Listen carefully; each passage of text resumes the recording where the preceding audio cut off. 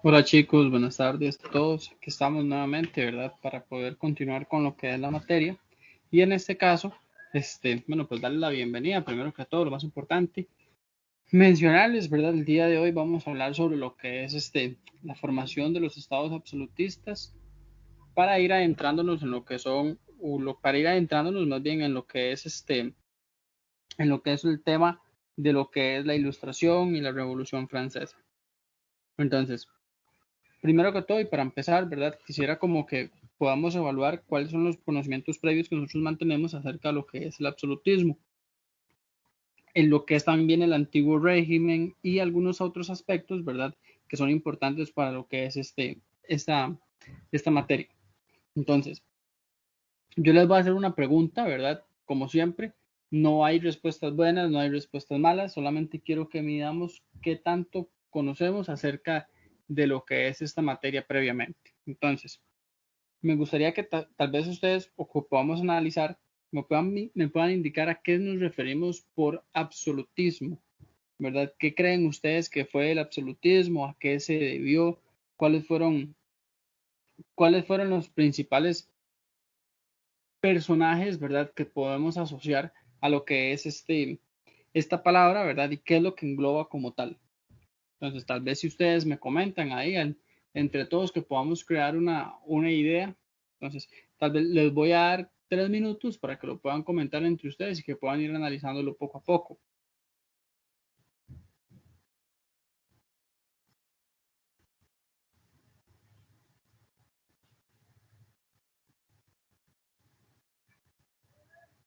Ajá, correcto, chicos, muy bien.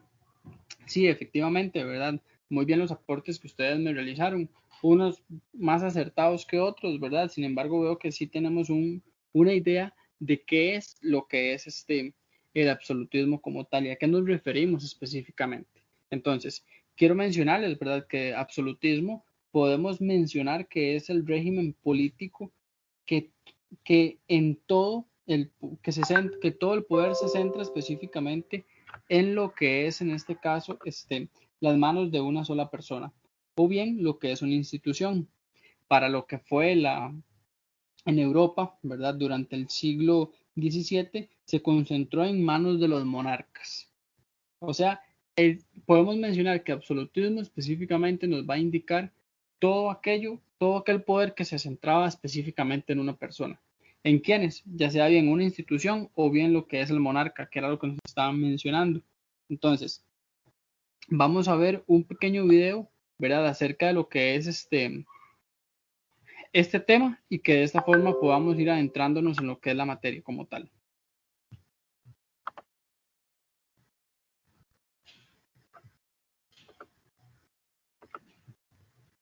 Permítanme un momento, vamos a visualizarlo a partir de este momento. Presten mucha atención, chicos. E inclusive, como siempre, ¿verdad? Si tienen algún apunte que quieran tomar, lo pueden realizar sin ningún inconveniente. ¿Qué tal? ¿Cómo le va? Hoy vamos a ver sobre el absolutismo. ¿Y qué es lo que fue el absolutismo? Bueno, el absolutismo fue un tipo de gobierno y un régimen político monárquico típico del antiguo régimen, es decir, el periodo anterior a la Revolución Francesa. En este tipo de sistema, todo el poder residía en el rey y este poder no podía estar limitada por ninguna medida, excepto por la ley divina. Se decía que el rey tenía linaje divino, diciendo ser la representación divina de Dios, y por tanto no estaba sujeto a las normas terrenales. Este absolutismo dominaría Europa occidental durante 3 siglos, siendo la forma de gobierno más importante de la Edad Moderna. Esto supone un cambio frente a la época anterior, donde el poder estaba compartido entre el rey y los señores feudales. Continuemos. Continuamos con las características de este absolutismo. Bien, para entender el absolutismo debemos comprender todas las características que le hacían un régimen político tan importante. Algunas de estas características son las que mencionaremos a continuación. Bien, podemos decir que el rey tomaba todas las decisiones relevantes del Estado. El monarca englobaba en su figura los poderes legislativo, ejecutivo, judicial y administrativo. Prácticamente todas las instituciones que tenían algo de poder desaparecen o dejan de ser útiles. Los nobles y el clero dejaban de tener influencia sobre las decisiones del rey. Su función era dar bienes e impuestos al monarca para servicios exclusivos de éste. El rey tiene un ejército permanente que le permite mantener el poder y entrar en conflicto con los monarcas de otros estados. Esto es diferente a la anterior época donde el rey debía contar con los ejércitos de su nobleza. Otra característica es que el rey cobra una gran cantidad de impuestos. Estos impuestos permiten mantener el ejército permanente. Los gobernados no dan su consentimiento para pagarlo, ya que la palabra del rey es ley. Sigamos con más características de este absolutismo. También la Iglesia debía responder exclusivamente a la voluntad del Papa, pero en esta época el poder que ejercía el rey sobre la Iglesia era mucho mayor que en épocas anteriores. El rey era capaz de nombrar y destituir cargos religiosos. Al fin y al cabo se suponía que venía de un linaje divino. El poder del Papa en el absolutismo era menor que en los siglos anteriores. En cuestión económica, contaba con una intervención total del monarca, siendo una economía mercantil. Se debe recordar que en esta época es cuando la burguesía comenzó a tener mayor poder. Continuemos con el fin del absolutismo. Bien, la Revolución Francesa, que puso fin a la monarquía absolutista en este país en 1789 y dio la idea de la Ilustración, por paradójico que parezca, convivió con el absolutismo en otras naciones europeas en lo que se denominó el despotismo ilustrado. Las revoluciones burguesas que barrieron los restos del feudalismo medieval e impusieron las bases del futuro orden capitalista temprano no pudieron deshacerse del todo de las figuras de los reyes. En algunos casos, como la Rusia zarista, perduraron hasta entrando el siglo XX y posteriormente vino la Revolución Rusa. Sin embargo, las revoluciones de 1848, llamada la Primavera de los Pueblos, abolió la Santa Alianza y deshizo el retorno del absolutismo que caracterizó el siglo XIX, con la partida del Congreso de Viena en 1814 a 1815. Fue un proceso gradual de caída del absolutismo. Bien, sigamos hablando un poco más sobre este absolutismo, más precisamente sobre las consecuencias que trajo el mismo. Bueno, durante el absolutismo se incrementó la desigualdad y la decadencia de las clases bajas. Los privilegios estaban dirigidos solo para los nobles y los clérigos, cuyos derechos eran superiores a los de la mayoría sin importar la condición de vida del resto. También el modelo político de la monarquía absoluta tiene como rasgo central la concentración de todo el poder en el rey, sin control o límite de cualquier tipo. Afortunadamente, los países avanzan en modelos de equilibrio de poderes. También podemos decir que dentro de las consecuencias, el anhelo por obtener el poder condujo a los reyes europeos a enfrentarse política, económica y militarmente por la hegemonía continental y mundial. Fue un periodo eminentemente sangriento por la voracidad de poder y control de los monarcas. La filosofía de la Ilustración enjuicia todos estos preceptos y pone en marcha la constitución de los estados modernos con libertades y equilibrio de poderes para evitar la tiranía que ocasionaba el poder absoluto. Bien, esto ha sido todo por hoy. Espero que les sea de utilidad y, como siempre le decimos, pasen por nuestro canal que seguramente encontrarán contenidos que les será de utilidad. Hasta la próxima.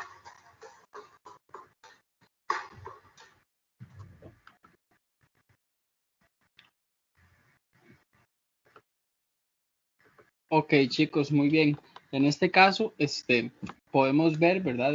Un poquito más a detalle qué fue el absolutismo, ¿verdad? Y en qué consistió específicamente. Ahora, quiero que podamos, proyectar, bueno, les voy a mostrar lo que es una pequeñita presentación de igual forma para ir viendo el tema de una manera más amplia y de esta manera, poder, mantener lo que sería el orden de dicha estructura, ¿verdad? Que es lo que quiero que mantengamos en este caso. Entonces, ¿qué fue el absolutismo? Fue un sistema político en el que se confirió todo el poder a un solo individuo o un grupo. Hoy el término se asocia casi en exclusiva con el gobierno de un dictador, ¿verdad? Y es considerado como el polo opuesto a lo que es el gobierno constitucional de los sistemas democráticos.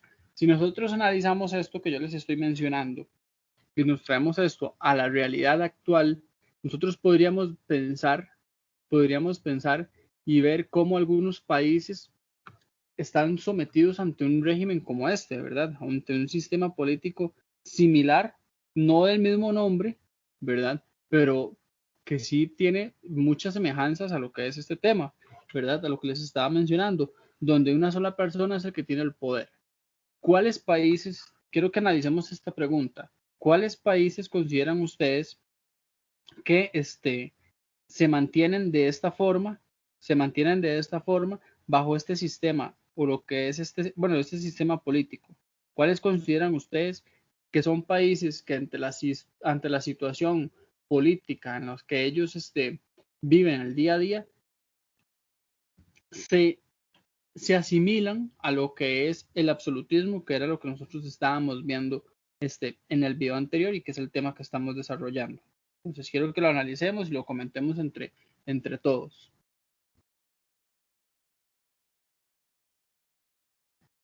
Sí, correcto. Muy bien los aportes, chicos, porque en este caso lo que ustedes me están mencionando es que algunos países por las crisis económicas, ¿verdad? Y las situaciones tan complicadas que se están viviendo, son, son, son situaciones similares a las que se vivieron en aquel momento. ¿Y qué era lo que ustedes me estaban mencionando? Países como lo son Nicaragua, la situación actual, países como Venezuela, de algún modo también lo que es Cuba. Entonces, muchas de esas naciones, ¿verdad? Tal vez no es el 100% en lo que se asimilan. Sin embargo, sí tienen eh, fuertes parecidos a lo que es el sistema político que se mantiene actualmente. Entonces, realmente podemos ver cómo no es tan democrático lo que es esta situación y de pronto es hasta un poco preocupante. Entonces, otro aspecto, para entrar un poquito en lo que es la historia de la formación de las monarquías absolutas, ¿verdad? Es que los señores feudales fueron perdiendo lo que era el poder poco a poco frente a lo que eran los reyes o los monarcas, ¿verdad? Que en muchas ocasiones se consideraban de origen divino. Ese fue otro de los detalles importantes por los cuales se dio esta situación, ¿verdad? Ellos compartían la idea o se encargaron de divulgar la idea más bien de que ellos estaban en ese puesto por origen y mandato de Dios, ¿verdad? En este caso, de esa forma, ¿qué era lo que hacían? Se encargaban específicamente de comentar o divulgar lo que era esta situación ante las clases más bajas, ¿verdad? Y estos, como tenían poca razón, poco uso de análisis de la situación, ¿verdad? Pues no tomaban en cuenta lo que si realmente tenía lógica o no, simplemente hacían caso y listo. Esta idea que yo les estoy mencionando, ¿verdad? De otorgarle poderes absolutos a una sola persona, tenía su origen precisamente en la necesidad de eliminar las constantes guerras feudales que limitaban la unidad territorial y dejaban grandes pérdidas económicas. Además, también de enfrentar las invasiones de otros pueblos de una forma unificada. Algunos pensadores, como son Jane Bodin y Thomas Hobbes, defendían que esta forma de gobierno, al considerarla necesaria era importante y considerada necesaria para poder vivir en paz y con seguridad. Sin embargo, ¿verdad? Pues toda esa situación es diferente. Ahora, actualmente, si yo les pregunto a ustedes o empezamos a comentar lo que son principios o características del absolutismo, ¿verdad? Yo les puedo mencionar algunos. Voy a adelantarme un poquito acá con lo que es la presentación, ¿verdad? El poder se centra en lo que es el monarca y lo que son las personas cercanas. No existe la división del poder, por lo que la palabra del monarca tiene poder absoluto y no es regulada por ningún medio. Entonces, acá podemos ver cómo efectivamente, pues prácticamente quien tenía el poder se encargaba de repartir directamente lo que eran los mandatos. Otro detalle por acá que les quería mencionar es que las monarquías en la Edad Moderna fueron el origen de los estados nacionales europeos. Lograron pasar de una fragmentación de los feudos y a las fuertes unidades centralizadas de las monarquías. Ahora, las monarquías específicamente tuvieron algunas características principales, ¿verdad? Que son las que mantenemos por acá. Para entrar en detalle con estas, el poder central, el cual frente a la multitud de los poderes feudales locales, los reyes constituyeron un poder de alcance nacional. Los cuerpos militares permanentes, el Estado absolutista estableció un ejército bajo el mando del rey, que permitiera derrotar a los nobles, a campesinos, sublevados, a tropas de naciones enemigas. La unidad territorial. El poder central requería un territorio unificado sobre el cual ejercerse. También lo que son los principios dinásticos, donde se pensaba que el poder real pertenecía a lo que era una familia y por lo tanto esta era heredable. La carencia de los reyes de las leyes escritas, estas se imponían ante la ley y su consuetudinadura, la cual es la costumbre y la tradición, y los dictados personales del monarca.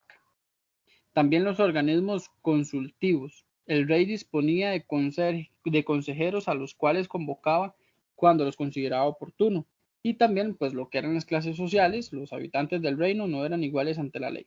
Entonces, si nosotros vemos cómo eran algunas características de la monarquía, para resumir un poquito lo que es esto que yo les acabo de mencionar, ¿verdad? Es que, bueno, evidentemente, el poder se centralizaba directamente en lo que era una sola persona, que era lo que los venía mencionando.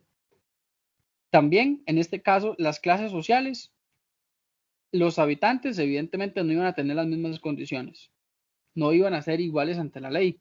Y otro aspecto que me llama mucho la atención por acá y que es muy importante tener en cuenta es que el rey, en este caso, la figura que se encarga de, de tomar las decisiones, quien tiene el poder absoluto, ¿verdad? Él se encarga de establecer lo que es el ejército, ¿verdad? Y de administrarlo a su beneficio. Se dice, ¿verdad?, que este iba a servir específicamente para poder colaborar a lo que era la nación en la cual ellos se mantuvieran.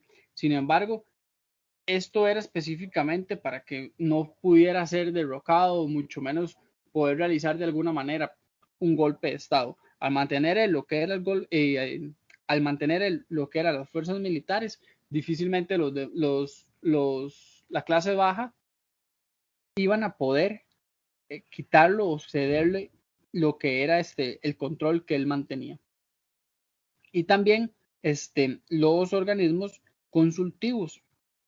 El rey en algún momento, ¿verdad?, disponía de consejeros a los cuales convocaba cuando éste consideraba oportuno. Es decir, que si tenía alguna situación en la que él necesitaba consejo o apoyo de alguna otra, de algunas otras personas, pues él los tomaba directamente de lo que eran estos consejeros, que se suponía que lo iban a hacer de la manera más prudente. Acá hay un aspecto importante, ¿verdad?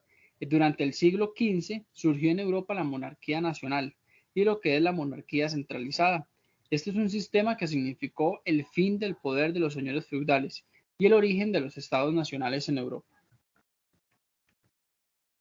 El estado absolutista, ¿verdad? Precisamente, se basa en los siguientes principios. ¿Cuáles serían? La separación entre la sociedad y el rey. Todos los poderes del Estado emanaban del rey, sujeto absoluto de todos los derechos. El derecho divino de la autoridad del monarca. La autoridad emanaba de Dios. Era depositada en cada una de estas naciones cristianas. También el cuerpo social era incapaz de gobernarse por sí mismo, ha de delegar sus poderes en el monarca. Por ello hablamos de súbditos y no de ciudadanos. La negación del derecho de rebelión. El monarca puede emplear todos los medios que estime convenientes para el gobierno de la nación, razón de Estado, ¿verdad? Sin ni siquiera en caso de injusticia flagrante. Esta era admitida contra lo que era la autoridad. Y alguna otra característica, ¿verdad?, de lo que eran este estado absoluto, ¿verdad?, era que de algún modo también pues llegaron a promover lo que era el mercantilismo y que era el crecimiento, el mercantilismo, perdón, y el crecimiento de los territorios coloniales, precisamente para procurar que los mercados se pudieran enriquecer. Con la idea, esto se da precisamente con la idea de poder ampliar lo que son mercados y poder seguir la idea de comprar poco y vender mucho, que era lo que ellos querían obtener, ¿verdad? Con base a esta ideología, lograron promover el mercantilismo como una doctrina económica fundamental. Entonces, este es otro aspecto. Otro aspecto sumamente importante que les quiero mencionar es que su poder se sustentaba en el ejército, que era fuerte y obediente. Prácticamente lo que les venía mencionando, ¿verdad? La burocracia y principalmente la hacienda pública eran estrictas y estructurados, pues de ellos dependían lo que eran los recursos monetarios del Estado. Entonces ya podemos ver cómo ellos específicamente logran obtener y posicionar su poder económico. Ahora, vamos a continuar. Con base a lo que les he venido mencionando, ¿qué es el mercantilismo y cómo lo podemos relacionar con la siguiente imagen? Entonces, quiero que veamos esa imagen, quiero también que la analicemos y tomemos en cuenta diferentes aspectos. Pues en el fondo podemos ver una ciudad y si observamos de una manera más detallada, podemos ver cómo se da lo que es en este caso la llegada de algunos comerciantes, ¿verdad? En este caso lo vamos a ver desde ese punto de vista. Entonces, ¿qué era lo que estos intentaban o qué era lo que ellos pretendían al llegar a esta ciudad, ¿verdad? Y precisamente poder obtener lo que eran estos recursos que ellos mantenían. Entonces, quiero que lo analicemos y que lo podamos comentar entre todos, ¿verdad? Entonces, les voy a dar aproximadamente lo que es 2 minutos para que lo puedan analizar y luego posteriormente lo podamos comentar, ¿verdad?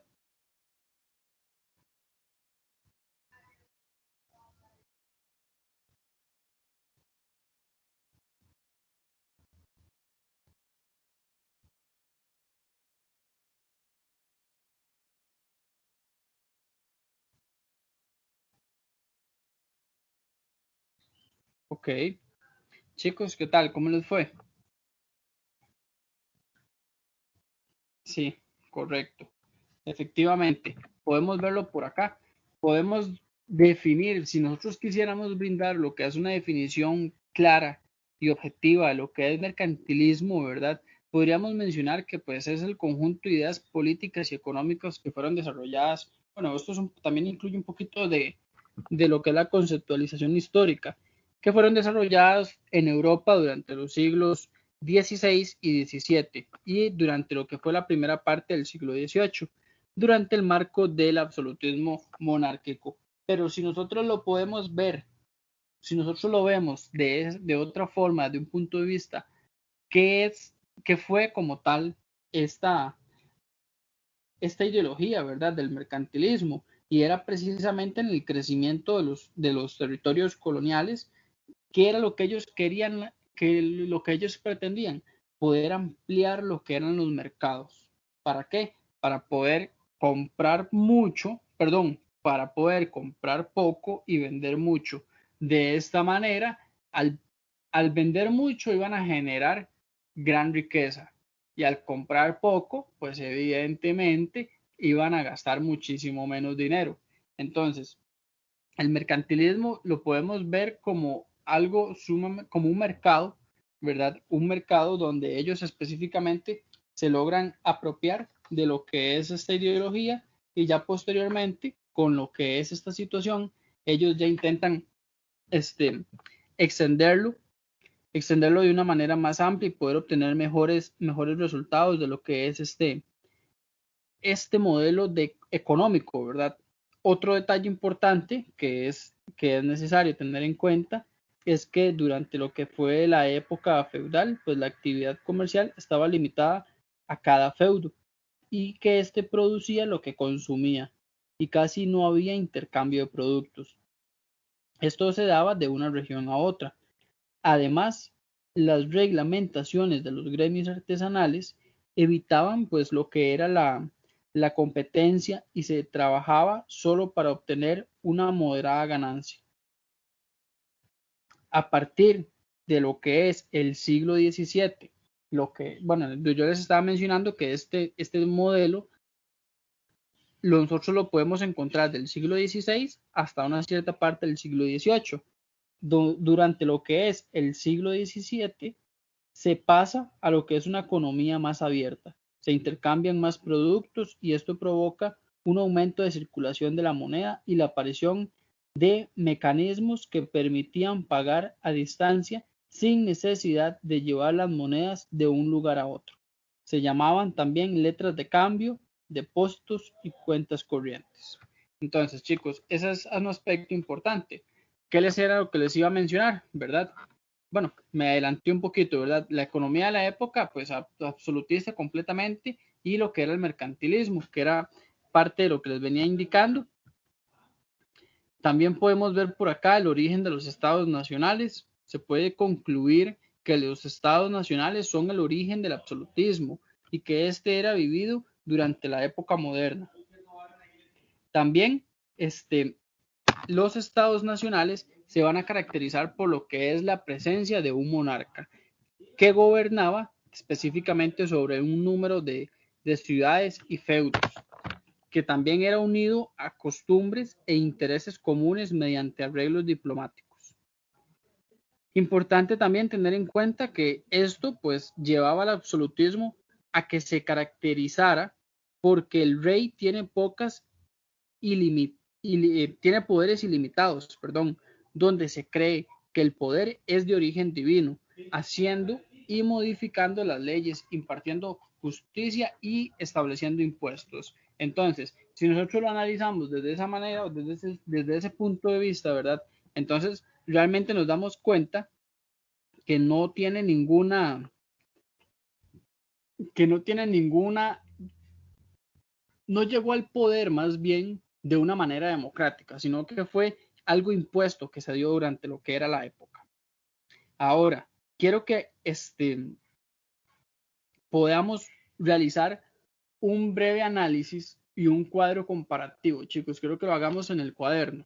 Entonces, quiero que analicemos las diferencias que se dan entre un estado absolutista y el estado y la situación como nosotros, como tal, lo que es Costa Rica, como nosotros lo podemos visualizar, lo que nosotros podríamos conocer como un estado moderno. Entonces, quiero que nosotros lo veamos desde esa manera y que compartamos lo que son las ideas que estamos analizando. Entonces, vamos a dejarlo por acá. Ustedes van a realizar lo que es la actividad y ya posteriormente la vamos a poder analizar a detalle con los demás compañeros.